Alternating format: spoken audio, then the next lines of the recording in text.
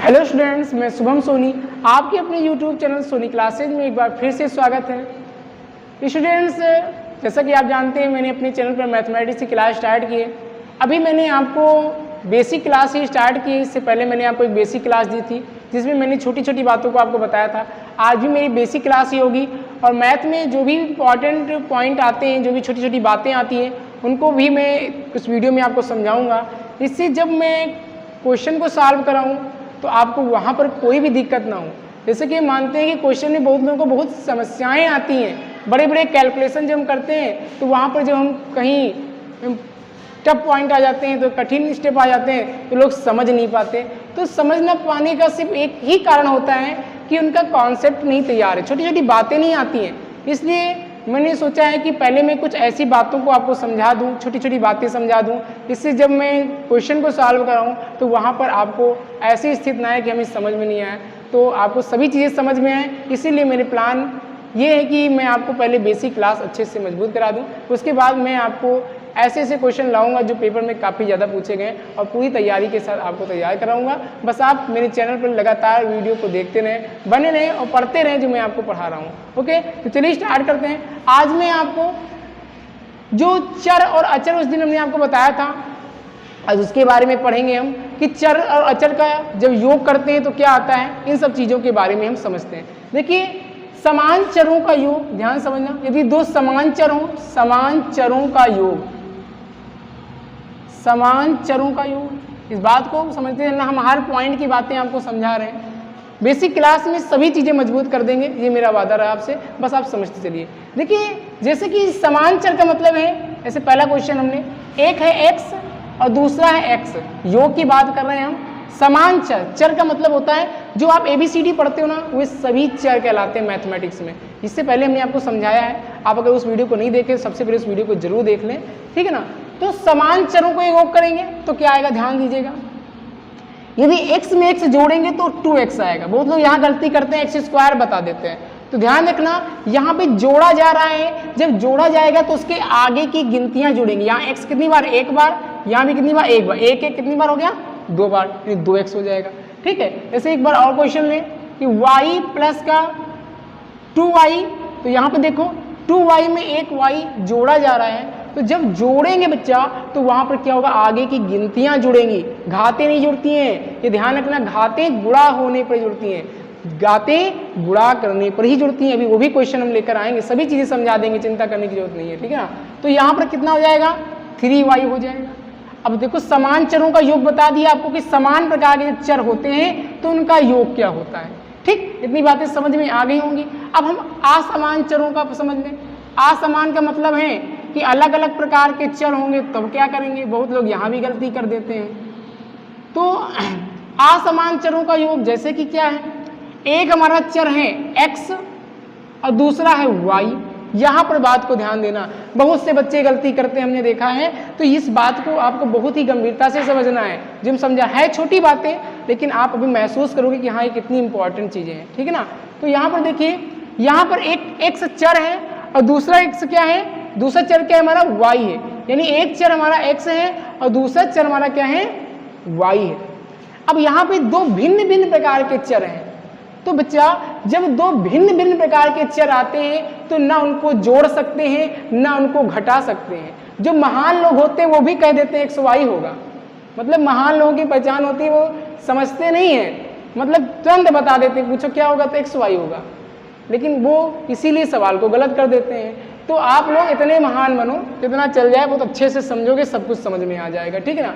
तो x y को जब हम जोड़ेंगे तो x y ही होगा। यहाँ पे x मतलब x y को जब प्लस करेंगे तो x y प्लस के रूप में ही रहेगा, यानी x प्लस y को x प्लस y ही लिखेंगे, जिसको हम x y नहीं लिखेंगे। यानी समान चरों को तो जोड़ सकते हैं लेकिन असमान चरों को जोड़ नहीं सकते हैं, यानी उसको ऐसे ही लिखेंगे। ठीक, जैसे एक और ले लेते हैं हम y प्लस का z, तो इसको भी ये कुछ नहीं कर सकते हो, अलग अलग प्रकार के हैं, इनको भी आपको कुछ नहीं करना, ऐसे लिख देना है। ठीक, ये असमान चरों का योग हो गया। अब अंतर सीख लेते हैं, समान चरों का अंतर सीख लेते हैं। समान चरों का अंतर, अंतर का मतलब होता है घटाना। ठीक है ना। समान चरों का जब अंतर हम करेंगे तो क्या आएगा, ध्यान दीजिएगा। तो जैसे हम एक क्वेश्चन ले लेते हैं x और यहाँ पर वही समान है ना, तो x ही लेते हैं। अब देखो यहाँ पर क्या होगा, एक x प्लस में है और दूसरा x किस रूप में है, माइनस में है, तो ये क्या होंगे, कट जाएंगे और यहाँ पर आएगा 0। भैया जब 5 में से 5 घटाते हो तो 0 आता है ना, सुंदर सा, ठीक है ना। तो ऐसे यहाँ भी 0 आ जाएगा। दूसरा लेते हैं y माइनस वाई, तो यहाँ भी क्या आएगा, घटने के बाद 0 आएगा। तो समान चरों का अंतर सीख लिया मैंने। अब हम क्या समझेंगे, असमान चरों का, असमान चरों का अंतर। सभी चीजें भैया बहुत अच्छे से नोट कर लीजिएगा कापी में, छोटी छोटी बातें। शुरुआत हमारी यहीं से रहती है हमेशा, 0 से। आप 0 को समझिए अच्छे से, उसके बाद आगे तो बहुत अच्छे से समझ में आ ही जाएगा, ठीक है ना। अब यहाँ पर देखो एक हमारा है x और दूसरा है y, असमान है ना, अलग अलग है। अंतर का मतलब घटाना होता है, तो अलग अलग प्रकार के चर हैं। अब यहाँ पर क्या करेंगे, तो देखिए जैसे कि हमने यहाँ बताया कि असमान चरों को न जोड़ सकते हैं तो न घटा भी नहीं सकते हो। ध्यान रखना, यहाँ पे जोड़ा नहीं जा सकता तो उनको घटाया भी नहीं जा सकता, यानी वो ऐसे ही लिखे रहेंगे x माइनस वाई।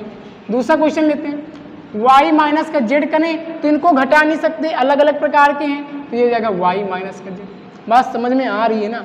हम जो आपको बता रहे हैं वो ध्यान से सुनना कि समान चरों को जोड़ सकते हैं, घटा सकते हैं, लेकिन असमान को ना जोड़ सकते हैं ना घटा सकते हैं। इस बात को आपको बहुत ही गंभीरता से समझना है, ठीक ना।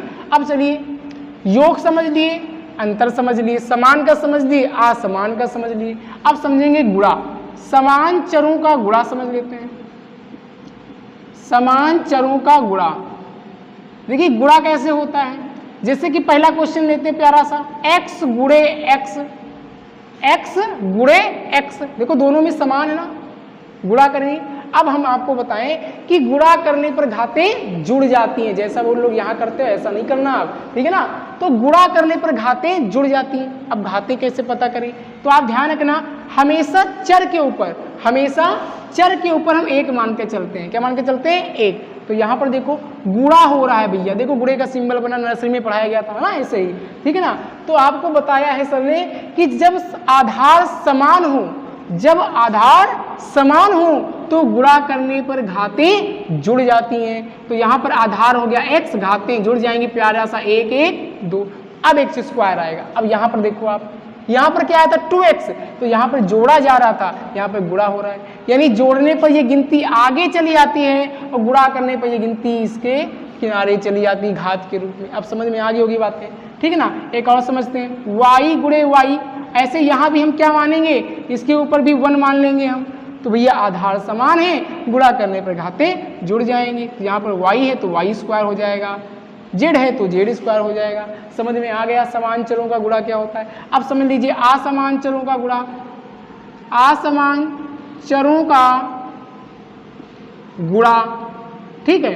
अब देखो पहला क्वेश्चन यहाँ पर, ठीक है। अब यहाँ पर क्या करते हैं, एक x लेते हैं, गुणा करते हैं, दूसरा y लेते हैं। भैया अब देखना यहाँ पे बहुत प्यारा सा, एक x है और दूसरा y है। अब इनको गुणा करना है तो कुछ नहीं करना है, यहाँ पर आपका आधार समान नहीं है तो इनको एकदम चिपका के बैठा दो, जैसे चिपक के बैठते हैं ना एक दूसरे से लोग, तो वैसे इनको भी चिपका देना है, ठीक है ना। ठीक, इनको मैंने चिपका दिया। अब दूसरा ऐसे y गुणे z करना है, तो इनको भी देखो अलग अलग है भैया, तो इनको भी एकदम चिपका के बैठा दो एकदम, ठीक है ना, तो y z हो जाएगा। तो बातें समझ में आ गई, कैसे हमने क्या बता दिया आपको। सभी चीज़ें एकदम व्यवस्थित ढंग से हमने आपको समझाई हैं, सभी चीज़ें समझते चलिए। ये छोटी छोटी बातें हैं, बहुत अच्छे से आगे काम आएंगी और सभी चीज़ें आपको समझ में आनी चाहिए। इसलिए हम आपको बहुत डिटेल में समझा रहे हैं कि जो भी सवाल हम आपके बीच लेकर आएँ तो सभी चीज़ें बहुत अच्छे से समझ में आपको आएँ, ठीक है ना। तो सवाल बहुत अच्छे से आपको समझ में आएंगे, इससे पहले आप इन चीज़ों को अच्छे से समझ लीजिए, ठीक है ना। उसके बाद हम आपको जो नेक्स्ट वीडियो देने वाले हैं उसमें भी अभी हम बेसिक क्लास ही लेंगे, क्योंकि बेसिक क्लास हम जानते हैं बहुत लोगों का कमज़ोर होता है, तो हम उनको पहले मजबूत करा दें जिससे वो सभी विद्यार्थी जो पढ़ना चाहते हैं मैथ अच्छे से पढ़ सकें, ठीक है ना। तो चलिए नेक्स्ट वीडियो में हम इसके आगे की बेसिक क्लास लेंगे, उसके बाद हम डिटेल में आपको क्वेश्चन सॉल्व कराते रहेंगे। तो फिर मिलते हैं आपसे स्टूडेंट्स, तब तक के लिए आप चैनल पर नए हैं तो चैनल को सब्सक्राइब जरूर करिए और वीडियो को लाइक करना बिल्कुल ना भूलें और अपने फ्रेंडों के साथ शेयर करें ताकि सभी लोग अच्छे से अब सीख सकें। चलिए फिर मिलते हैं, थैंक यू।